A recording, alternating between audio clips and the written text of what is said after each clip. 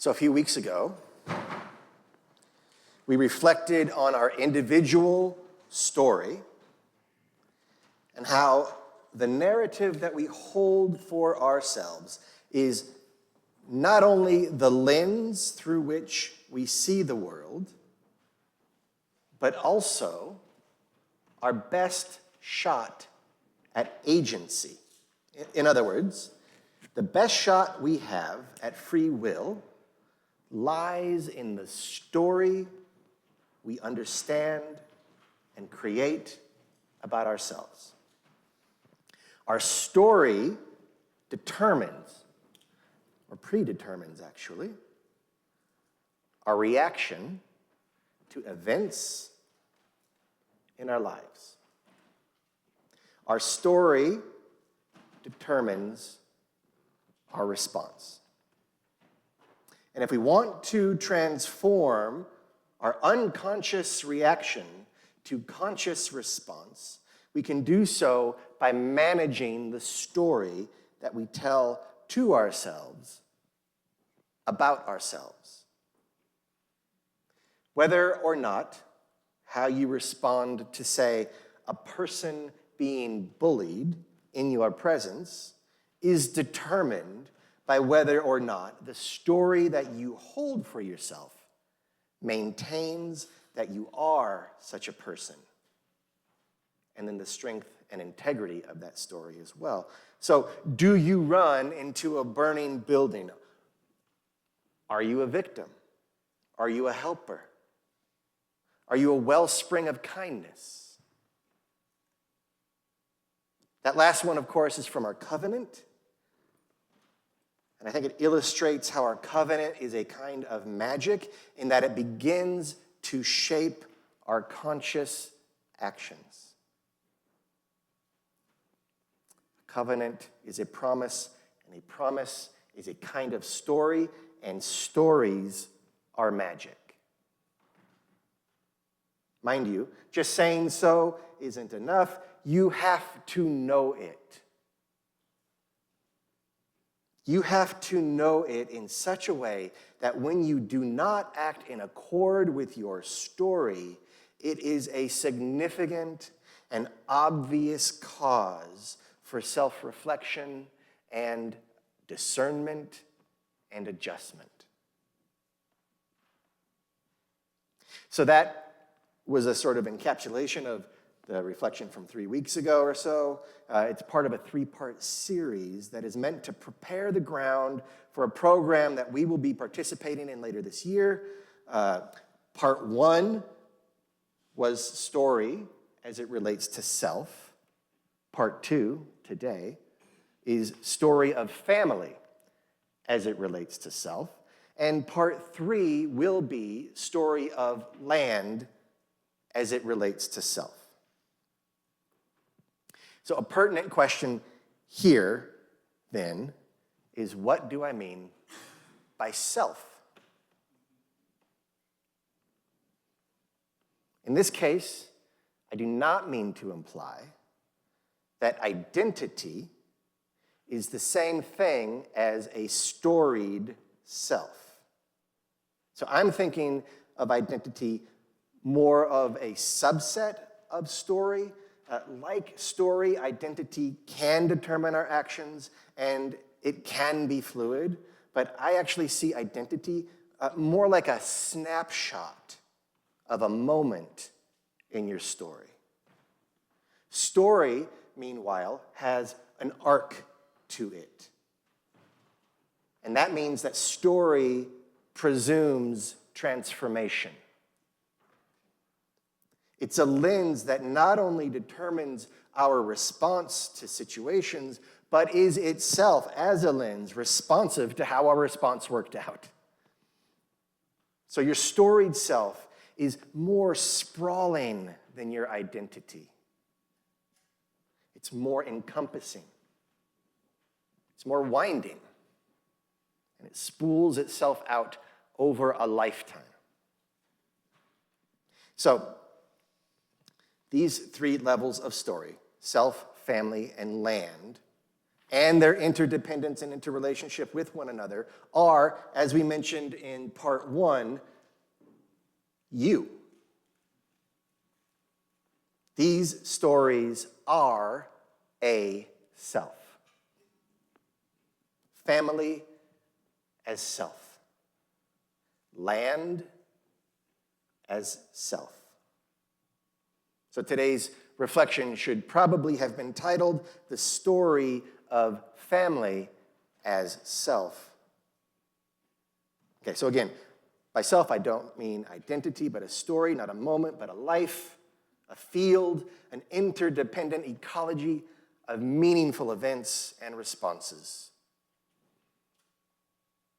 The mythologist Martin Shaw reminds us that in many tribal stories and indigenous tales, there is an implicit understanding that what we call psyche or soul does not live in a person, but that we live within the psyche or soul. And the tribe collectively respond to and develop their lives through that awareness. So, I put it to you that the soul within which we live is understood, at least in part, by our narratives. The soul in which we live, that field of meaning and response, is our story.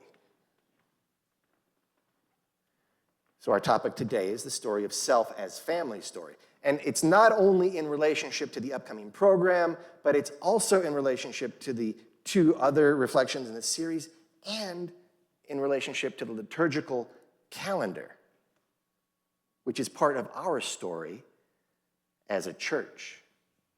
A calendar is a story. So next week is All Souls Sunday, a day on which we represent our dearly departeds, our ancestors, and those who have gone before. Importantly, when I speak of ancestors and descendants and even family, by no means do I limit that to genetics. Of course, genetics are significant. Ancestry could just as well be lineage and influence by other intimate means, nature and nurture being dance partners rather than binary choices. In any case, the way that we speak of our ancestors reveals ourselves to ourselves. They are both mythic and historical, and therefore hold deep and profound truths for us. Our ancestors, which is to say, our family stories, which is to say, ourselves, must be acknowledged, reckoned with, thanked, and often enough healed of hurts that, being deceased, they are no longer able to heal on their own, leaving us as living medicine for the dead. They live in us. Their triumphs and transgressions live in us, and we live in them, for they are our story, our psyche and soul. And this is not to say that they must be heroic. There's room for the heroic, but the heroic must be accompanied by the real. We aren't looking for cartoon characters, even though we sometimes dress up as characters. If the heroic is not accompanied by the real, then we will have only witnessed propaganda. And propaganda is ever and only the tool of the despot. The despot in this case being the unconscious story pulling our strings. Likewise, their transgressions must be understood through the lens of their traumas and contexts. If not, we will have no way to repair them but only be oppressed by them. If we do not acknowledge, thank, and heal the hurts of our ancestors and the characters in our family story, we will live at the whim of unconscious forces of presumption or pain. It is as Shaw describes, if you don't have ancestors, you have ghosts. So when I ask, what is your family story, I am inviting you into stewardship of your life. I am inviting you into relative sovereignty by reckoning with your family story. I am inviting you into healing yourself by healing your ancestors. The path of healing begins ever with diagnosis. It begins with investigation, with reckoning with what is and how it came to be. So what stories did your family tell about themselves and their ancestors? What stories in general are important in your family? What stories were your ancestors a part of? Were those stories true? Did they have integrity?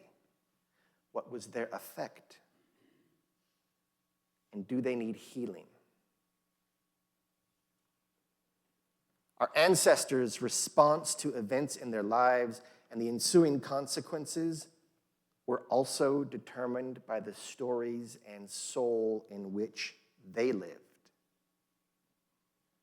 Healing them, healing ourselves, and healing the world begins with discovering our ancestral story and reaching out with both compassion for their contexts and accountability for their actions. As a meaningful bonus, the family narrative that you explore becomes itself a means of connection with them, a way to represent and represent or represence your ancestors and pre-presence your descendants, which is to say your whole soul. Exploring your family story is a way to connect with your whole soul. The stories about your ancestors are also the stories that your ancestors told, and as Shaw points out, myth and story put you into the presence of the old ones who have told the story before you. So when you explore those stories, you are sitting at the fire with your ancestors. So what is your family story? So here's how I'm turning some ghosts into ancestors. My father's lineage arrived on this continent about 100 years before the American Revolution. They were political and religious refugees from Scotland and were part of a Presbyterian religious rebellion against monarchist authority in the church. And that rebellion evolved into a more broadly anti-authoritarian movement, and these folks were known as the Covenanters. So I am here because of religious principles, anti-authoritarianism, covenant, and I just happened to go to a Presbyterian seminary. Talk about ghosts. At least they're friendly ghosts. Or are they? Like most Europeans early to this continent, we definitely were party to settler colonialism, rode the coattails of genocide, and benefited from slavery in the South. And while we know some dates and places, the motivations and dynamics of personal relationships in that historical story are more mysterious. At some point, both prior to our arrival on Turtle Island and also in the time between then and now, my conception of my ancestors necessarily broadens from persons with dates on gravestones to a people. Persons are often lost to history. A people, however, endures more visibly. And so, what's your family's story at some point will also be what's the story of your people. And that highlights a very important aspect of engaging with your family and ancestral stories.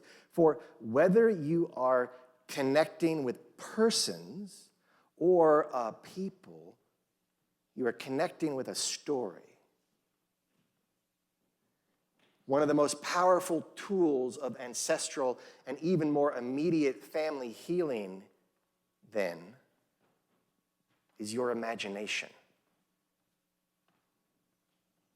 Performed responsibly, the use of imagination is, in fact, an act of direct experience and well within the jurisdiction of truth. For your imagination is an inheritance as well. Your imagination is the fruit of seeds planted by your ancestors. Imagination is lineage. It is connecting. It is the bridge by which you may extend compassion and gratitude and reckon with what needs accounting for. So weeks ago, we considered that if you want to change your life, change your story. Change the lens through which you engage with the world. Family and ancestral stuff, by comparison, isn't so simple. Your personal story lens will determine how you interact with your family story. And that in and of itself presents profound opportunities for healing oneself and cultivating a little more sovereignty in one's life. But your family and ancestral story is just less malleable than your personal story. Yet it is in no less need of attention. Not just for cultivating the agency available in knowing how the story influences you, although that is important, but just as important, your ancestral and family story is in need of attention for its opportunity to cultivate gratitude, healing, compassion, and justice for them through you.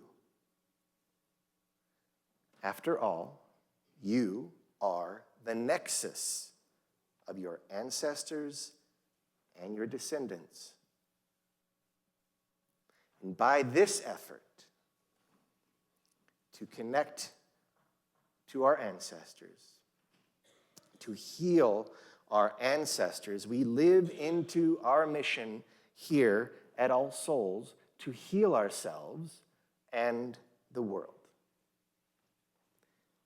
And we will do exactly that in ceremony next Sunday for our All Souls service. And I will see you and your ancestors then. Please rise.